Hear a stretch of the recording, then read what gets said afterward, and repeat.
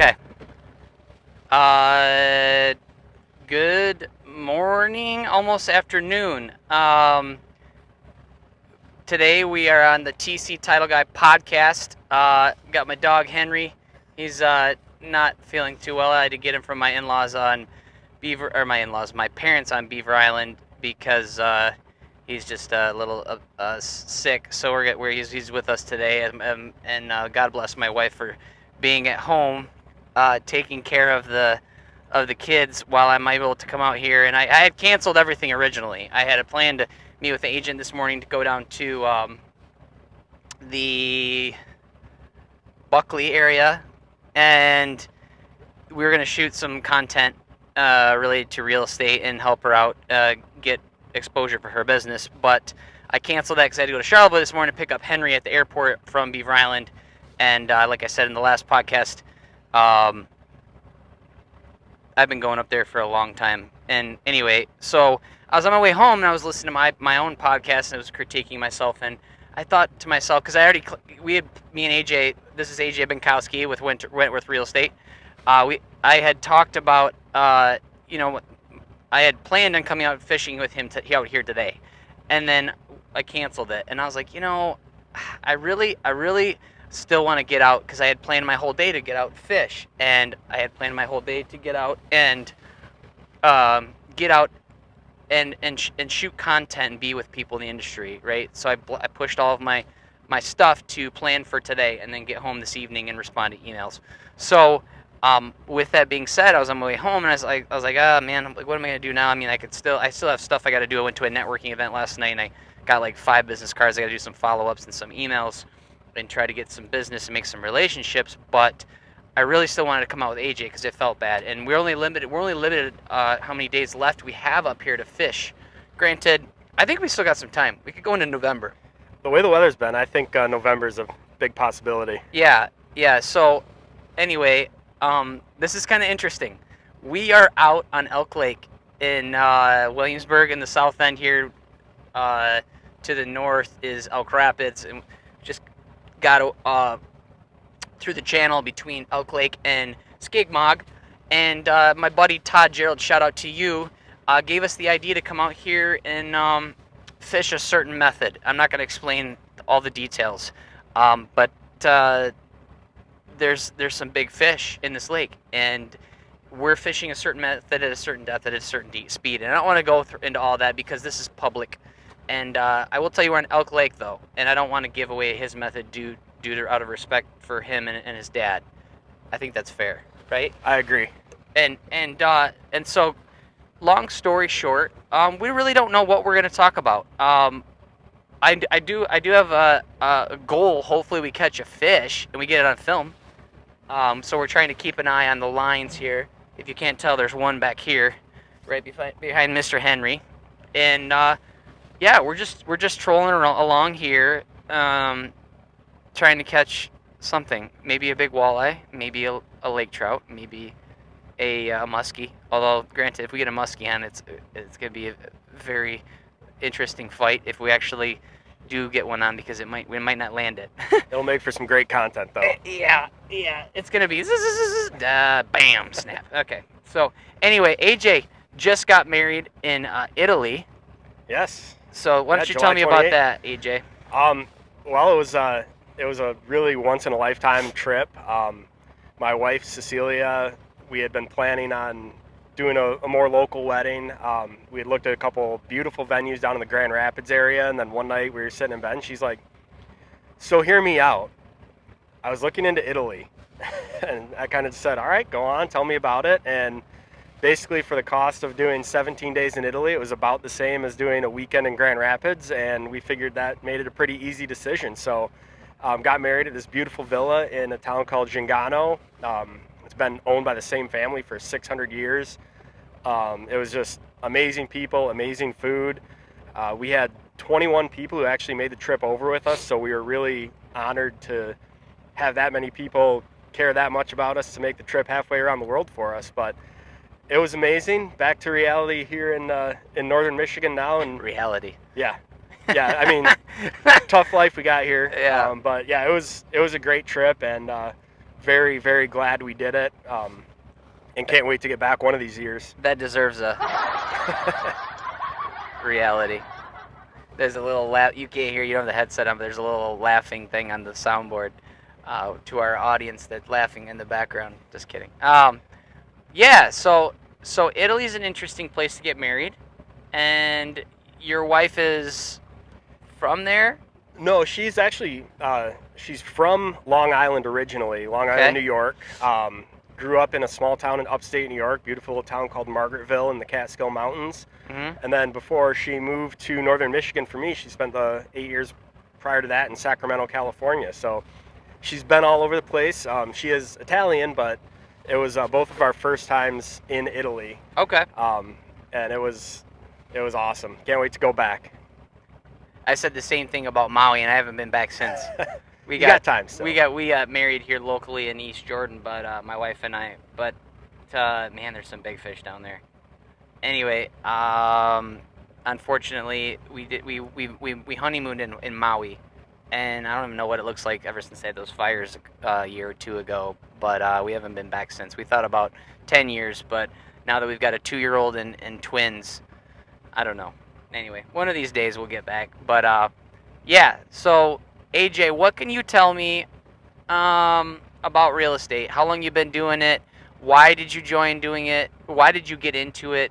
What do you like about it? What don't you like about it?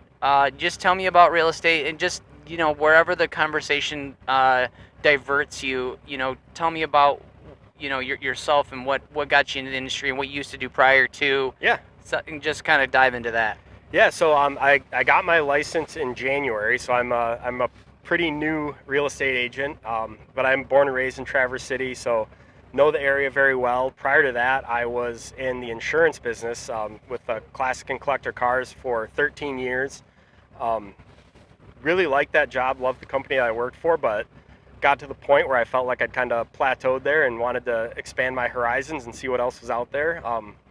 My wife had actually suggested real estate is a good thing for me to get into because I like talking to people, and that's a big part of the job. So reached out to my broker, Matt Beaudry at Wentworth Real Estate, connected with him through a... What do you like about Wentworth Real Estate? What sets them apart from every other brokerage?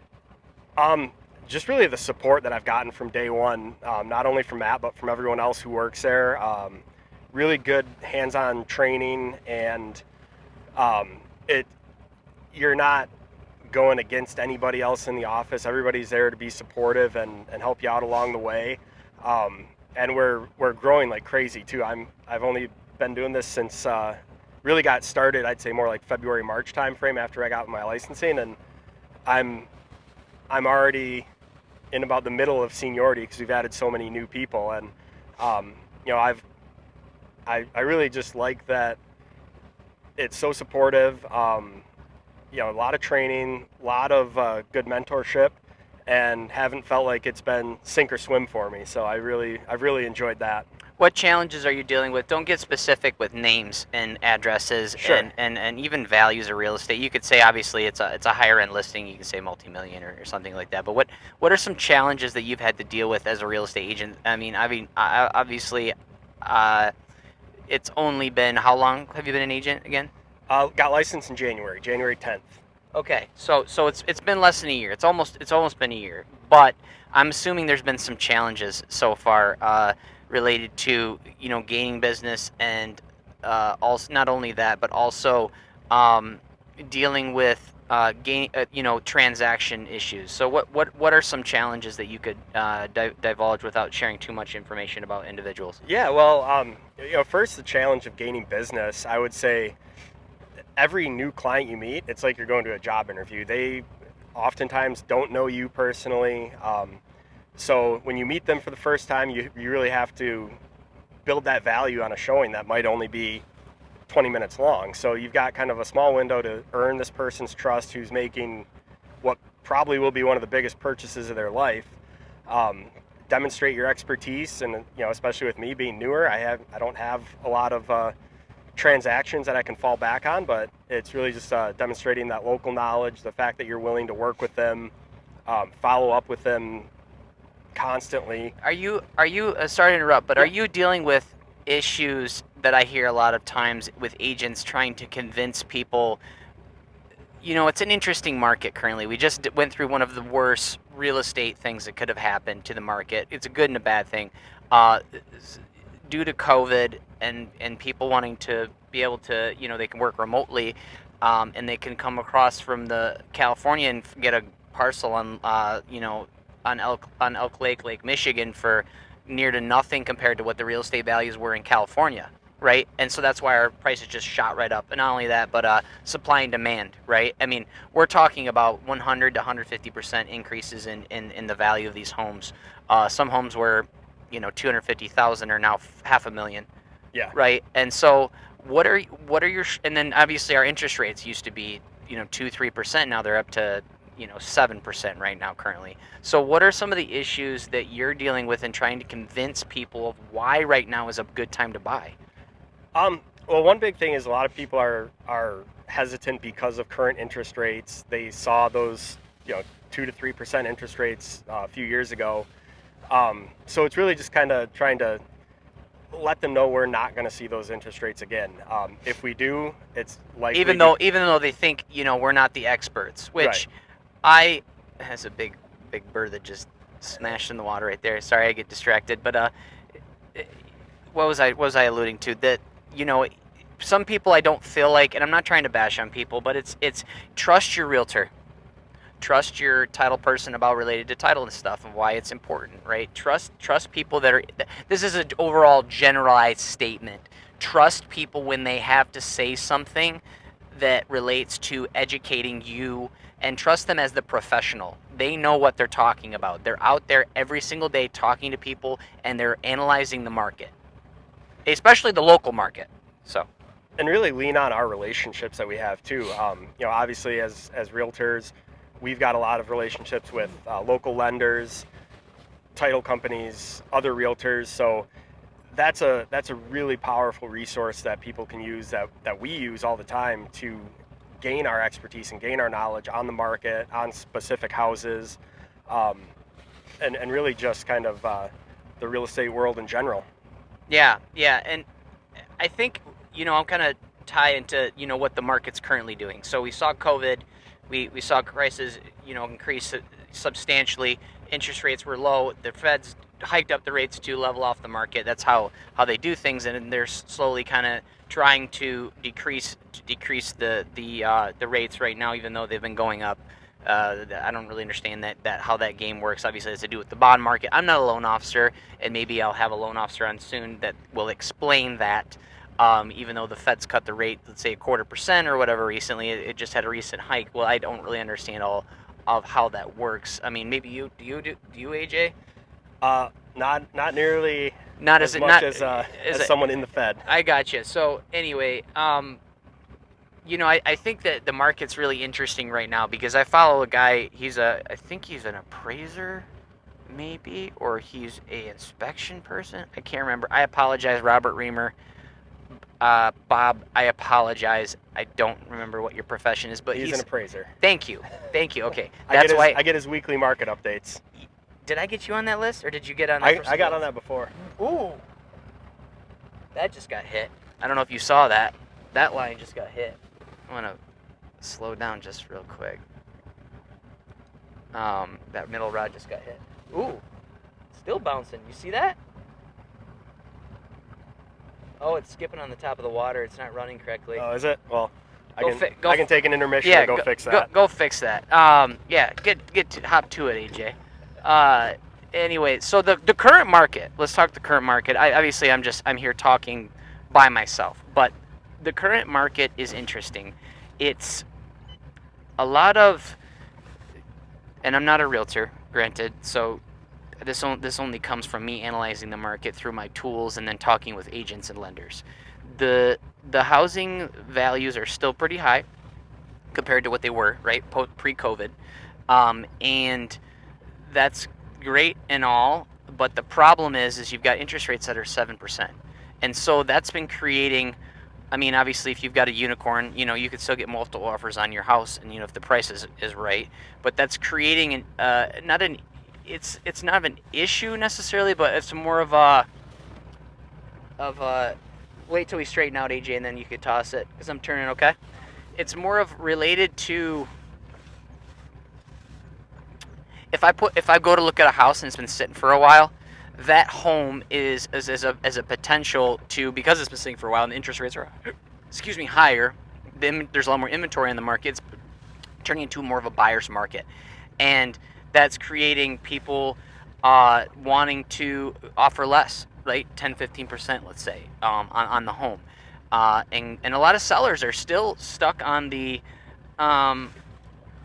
whole, hey, I want to get, my house's estimate says $500,000, and then you might have gotten that a year ago or 2 years ago, but unfortunately the times have changed, and so really you have to trust the professionals, and I've heard this from other people. Trust, the real estate market dictates what your house is worth or what you're going to get for your house, right? It's not what it was worth a year ago, or you could get for it next year. It's what it's worth at the current time. And so I just want people to know that and remember that even though you want to sell your home right now, the market's kind of going into the lull season of the year, getting closer to winter. It's still pretty hot, but just remember that the market dictates the value of your home and what's going on in the market currently, not what it was a year ago. I'm sorry for rambling on and not getting to the point I wanted to quickly, but we'll wait for AJ to come back here. You good, AJ? Yep. You set the line? Right now. Not yet. Well, anyway, so we're out here at Elk Lake. This is the TCTITLEGUY Podcast, and we're kind of just going with it today, and I have somewhat of an idea of what I want to talk about, and was hoping to catch a fish on the line here, but if that happens, that's great. If not, then whatever. But I guess the next thing I want to talk about, AJ. The swivel opened up and it came off. Did it really? Yeah. Lovely. Okay. Well, that's why we got more baits. I guess the next thing I want to talk about, AJ, is me and you went walleye fishing together. What that was like. Just a little tangle I had to get out. Oh, come on, AJ. I know. Anyway, he's messing up back there. He doesn't know what he's doing. Look at all these bait fish on the bottom, dude. Anyway, so I used to be a bass fisherman back in the day. That was my thing, right? I used to take Gary Yamamoto worms and throw those out and then just pop them off the bottom and hammer them. And it was a lot of fun. Catch bluegill once in a while, I guess crappie or whatever. But really, I've always had a dream of getting into walleye. Walleye was a big thing for me. I always dreamt of it. Not only do they, they're beautiful fish. They fight decently, not necessarily as good as a bass, but they taste amazing. They're one of the best, most bland fish to cook up and eat. Really, they are. And so what I did was I without giving away my spots or my method. I mean, I'll go into my method, but I'm not going to give away my spots. I'm just not going to do it. So what I did was I got invited out with some friends. Shout out to you, Justin Cott and Sean Petraeus, and they took me out walleye fishing. And it's pretty standard. People run crankbaits and people run. There's tons of different ways to catch walleye. People run crankbaits. People run what are those called? Those little spinners with the worm. Crawler harness. Thank you. And I used to go on there like, why do you like to bass fish so much? I don't know. It's fun. Blah, blah. And then all of a sudden, I got into the walleye fishing thing after a few times I went out with them. Now, granted, when I first started going out, I didn't know what the heck I was doing. I really didn't. I caught, it started off with nothing, and then it turned into something when it came to finding out the spots, the speed, the type of bait you want to use. So all that plays a big factor. The wind direction, whatever, right? And time of year, water temperature. When the water's a little bit colder, you want to run, less speed. Anyways, so eventually I started catching like tiny little walleye, like probably like 12 inches. And I was like, man, okay, I'm figuring this out.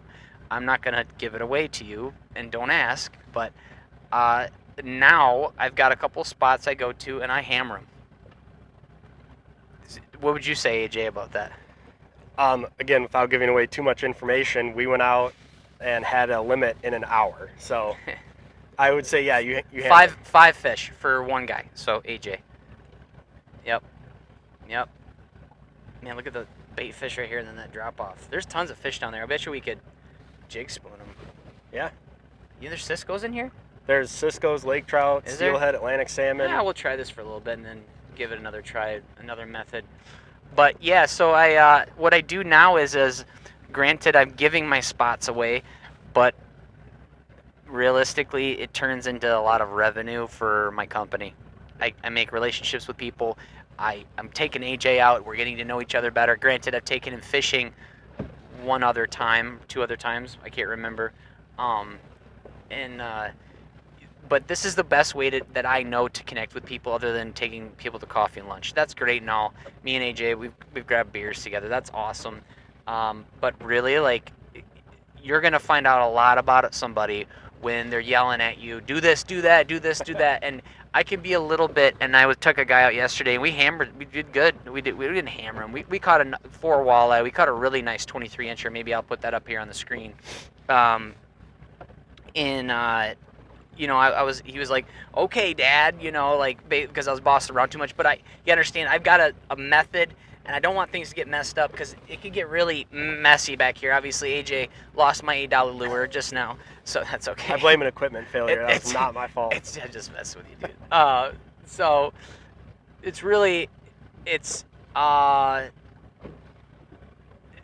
I utilize it for business, and people love it. They do. They really do. And granted, I don't catch fish every time, but I had a streak last year of 26 trips I took in a row or something like that, and with no less than 3 walleye per trip. And then I went skunked. I took Adrian Melee. Shout out to you, bro. Our buddy is a lender with One Trust Home Loans, and we didn't catch anything. Nothing. And actually we caught a couple of bass, but we didn't catch any walleye. We could see them. Their eyes glow in shallow water when you shine them with a headlamp. But anyway, I don't know where I'm going here, AJ. You got anything to say? Well, kind of getting back to what we were talking about with the interest rates real and estate. kind of where that's going, Okay. Real estate. I'm more than happy to get back to fishing after that. A little background about me: I actually bought a boat before I ever bought a car because I grew up fishing and just love it. But I think one thing a lot of people are feeling right now is they're waiting for interest rates to come down. And a couple things about that is, one, there's not a guarantee they're going to come down. If you do wait for them to come down and you wait a year, 2 years, however long that is, the house that you're waiting to buy is probably also increased in value, so you're really not going to end up saving anything. You're probably actually going to end up paying more. Yep. And if rates ever do come back down significantly, you can always refinance. I also said when you were back there messing around and losing my lure. Ha ha ha ha. You can't hear it, but it's hilarious. When you're back there messing around losing my lure, it's not about, I don't know if you heard me, but it's not about what the market was or will be in the future. It's about what the market's doing now. Correct. Right? And depending on what the market's doing now, that's what your house is worth. That's what a house is worth you're going to buy. Absolutely. Don't let the market 2 years ago, from when things were hot, increasing with, I was in that mess, and I finally got a house, obviously, but I put offers in and lose out. We'd be in second place, and they'd offer $50K over asking. We lose out on 25 over above and we were second place. I mean, dude, it was nuts. But yeah, so what would you say have to say to that to people out there in the market prospectively about how we should go about talking to people about, like, hey, like, yeah, your house was worth $500,000 a year ago, but now it's maybe worth like $450,000. Yeah, exactly what you said. Just kind of reiterating that it's about what it's doing right now. If you're looking to buy right now, you can only worry about what the market is right now. Don't look back, don't look forward, and the biggest thing is don't get discouraged. a lot of things can happen in real estate. You may have put an offer in on a house, the offer got accepted, then you have the inspection done, and you find a bunch of issues with the house that make you not want to move forward on it. A lot can go wrong. The appraisal can come back low, and you can't secure financing So for let's it. talk about that. I know you without saying names or whatever, but I know you had some recent stuff with some appraisal stuff. And, Yeah. And so talk to me about how, depicting, and this has to do with what we're tying into or what we're talking about right now. You're appraising home. Your recent comparison, your comp was over a year ago. Like, so anyways, you talk about that strategically without saying too much about the transaction. AJ. Yeah, again, without giving away too many details, had a situation where a house appraised under the amount that was going to be Significant. significantly. Significant. Yeah. And it was a unique house, and there aren't many comps available for it, and all of them that did exist were over a year old, and it's basically one of those things where that's where your realtor comes in, your lender comes in to try to navigate that process, try to find additional comps that can be used to try to. And they're referencing comparison prices of the market that was a year ago or more, which is ridiculous. I mean, even 6 months ago could be a big difference, right? Up here, just the time of year can be a big difference.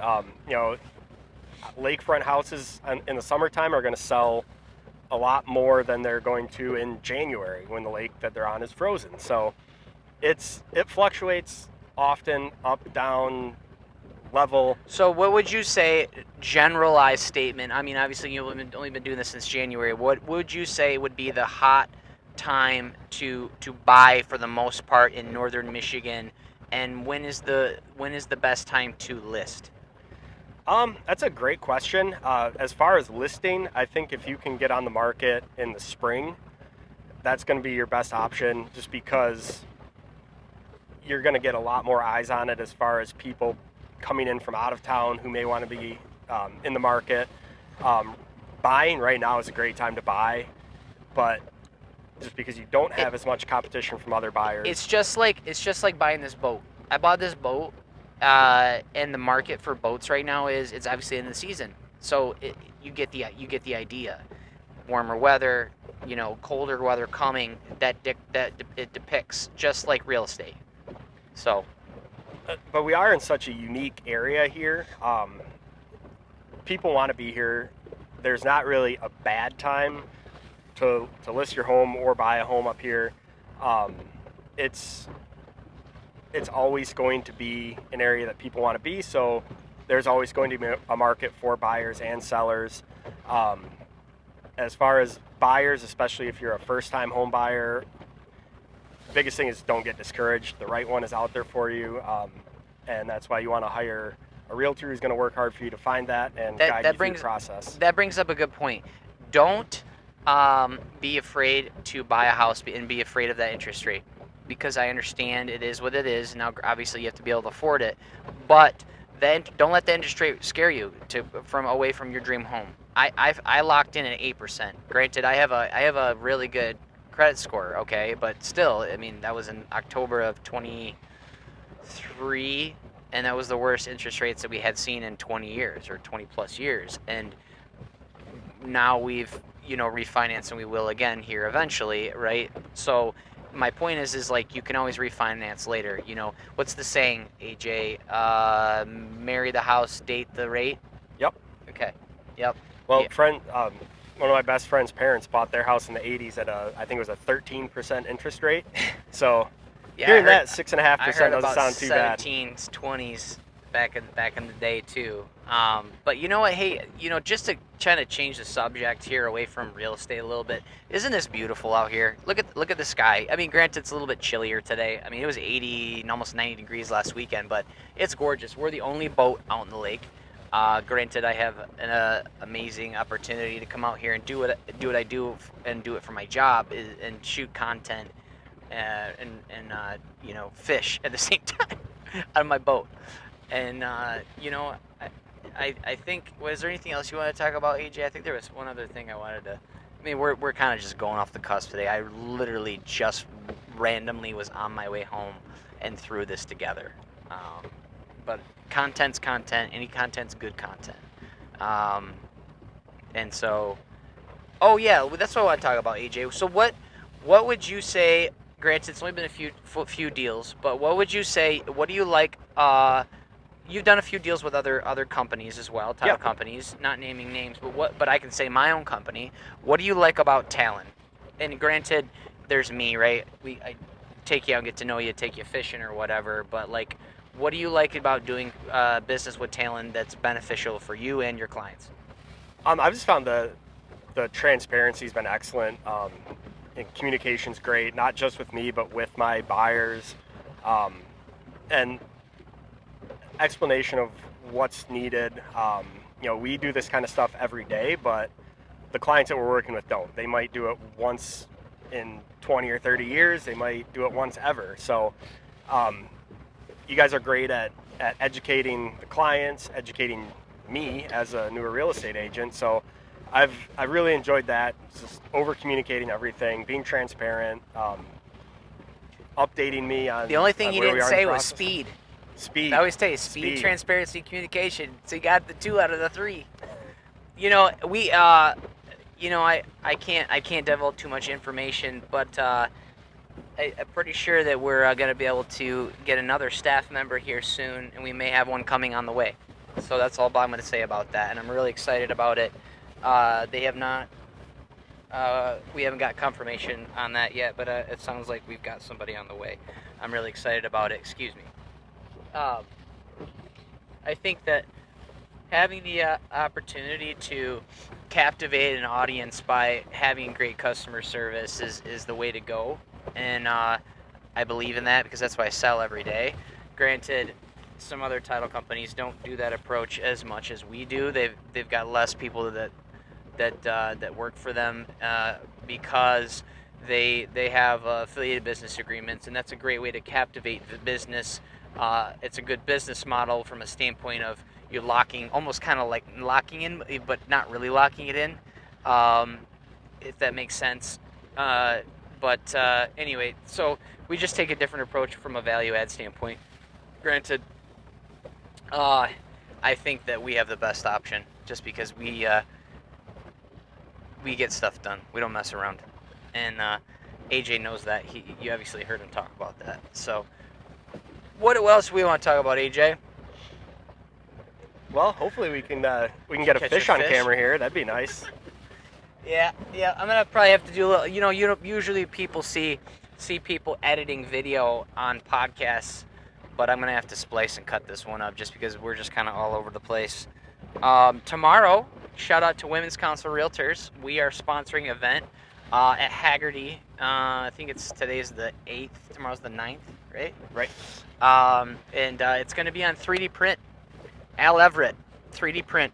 I think that's it's bigger out west, California market. But I think that having the ability to have better options for it's cost savings. Literally, they print the foundation of the home, the home in general here locally. They carry it out on a truck. This is from Al's told me about this. Al Everett, he heads this whole operation. He's speaking tomorrow, and we're sponsoring the event. Talon is. They put the home together inside 2 weeks with a crane with 3 guys. And stick-built homes, there's always going to be a time and a place for them. They're not going to go away. But I'm sorry, that's efficient, and I guess it's cost savings too. They're making like $350,000 homes, that are 25 square feet. And they're going to do that in Leelanau County. He's talking about putting a whole subdivisions together in a clubhouse and all this crazy stuff. I like to say there's a few things in Grand Traverse County to help combat the inventory issues that we have. Granted, Robert Reamer's report classifies that, inventory is a lot higher, especially for waterfront too, which we haven't seen that in 2 years since I've been here. But I think that there's a couple organizations, Habitat for Humanity, and a small part, especially for people that struggle to find a home. They can put them in a home, and they have to work sweat equity hours and to earn their home and all that kind of stuff. I think that's a great organization to help combat. I think 3D print's going to be a good option going forward locally. I think there's some people I'm talking about that are making modular like not trailers, but like modular homes in that are affordable as well, under the 250 range. I heard one guy, he's actually a client of mine, talking about making ones that are hopefully like an assembly line kind of plant kind of thing for like 90,000 and less, which is huge. I mean, you'll sell those like hotcakes, right? And he's not he was telling me, he's like, it's not going to be some cheap stuff, man. We're talking about really nice, decently quality stuff when it relates to materials. So anyways, can you think of anything else, AJ? Just kind of related to that, and this is not at all unique to real estate or anything like that, but just being able to embrace new technologies and new things that come out. It's going to make your life a lot easier. Talk to me about that. What are you alluding to, technology wise? Like AI, ChatGPT. There's always a caveat to that, because you need to review everything and make sure that what it spits back out is accurate. I actually heard a case of an attorney using ChatGPT to write their briefs, and it cited made-up cases. So you always want to check your work on that, but just not being afraid of it and not being afraid to work with it. Check it out, try it out, see how that can help you in your career. It's in your day-to-day life. There's so many new technologies, so many things that are moving quickly. My wife is a huge proponent of ChatGPT and asking it questions, so she's kind of got me turned on to that too. I had a guy tell me this: you're only limited on chat and AI, because I dive into AI too, right? I'm teaching some content here down the road on it and stuff. You're only limited on chat by the amount of questions you have to ask it. That's it. Like, you could literally tell it to create or tell me and then refine it, ask it another question after you hit submit, and then refine it and ask it another question. Like, I can use AI, I mean, it's just like chat, but different. AI Google feature right now, right? If you use that, it's fantastic, dude. You literally go on there and say, I want to tell me how much this product is worth, this boat right now, and it's got, I left out, it's got a certain amount graph and 2 live wells with a trolling motor. So the more you condense it down to what it's got, then it will adjust that price, and it'll give you a price range, and then it'll tell you, well, it depends on the condition of the boat, and it'll analyze it and tell you this whole description. Anyway, it's fantastic. It's really, really nice. And we're talking about copy and paste the email over there. Obviously, check your words, and then you can tell it to, make this sound more aggressive or friendly or whatever you want it to do. And granted, you want to make it sound like you, right? So make sure you're checking your work. But if you want to have a professional platform, analyze and utilize it for search, utilize it for your listings, right? Your listing descriptions, stuff like that. It's a great tool. So I agree. Anyway, we've been talking for 40 minutes. We've been rolling around the south end of Elk Lake here and haven't caught a dang thing. And I think we're probably going to conclude the podcast. And it was good talking to you, AJ. I've been griping at this guy forever, and I said, I love you, buddy, but you really got to get on camera. I'm getting together with a realtor. Let's see. I guess I'm going to kind of go off and do another conversation, but briefly, I'm going to get together with a realtor next week, and I talked about this in the last podcast, and we connected on Facebook from me posting about a fish. Yep. And then another guy I connected on there was from a video I shared from my other client. And he just emailed me yesterday, and me and him and I met for coffee, and we met on Facebook, and he emailed me. He was like, hey man, where do I send my next deal? And I was like, yeah, just send it right to me. I'll take care of it.